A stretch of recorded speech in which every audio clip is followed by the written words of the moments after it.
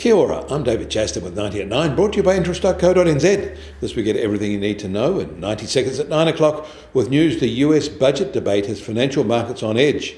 But first, the Chicago PMI did not report the expected modest bounce back in June from the very weak May result. And the Dallas Fed's factory survey for June was weak as well, featuring shrinking new order levels.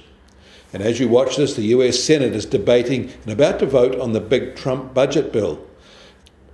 After years of complaining about the US deficit spending and refusing to move the debt ceiling law, they are weighing whether to accede to Trump's demand to give him a free pass on both, including hiding $3.8 trillion of tax cut costs.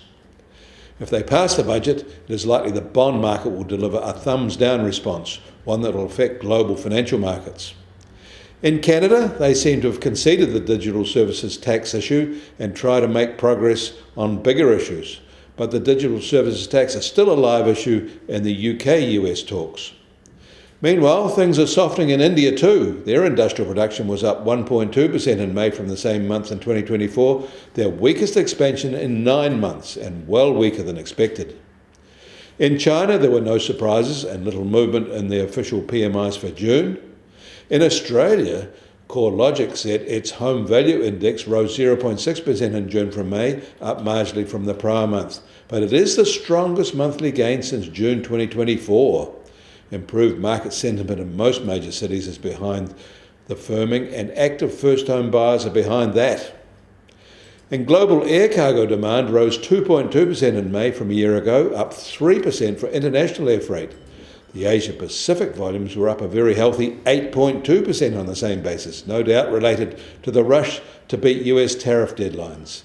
These overall volumes would have been better if the North American components hadn't been so weak, down 5.8%. Meanwhile, May air passenger travel rose 5%, up 6.7% for international travel, and up 13% in the Asia-Pacific region. The only region to decline was North America, down 0.5%, and mostly because of weak domestic travel there. The US Treasury 10-year yield is now at 4.23% and down 4 basis points from yesterday at this time. And the price of gold will start today at $3,292 an ounce, up $19 from yesterday.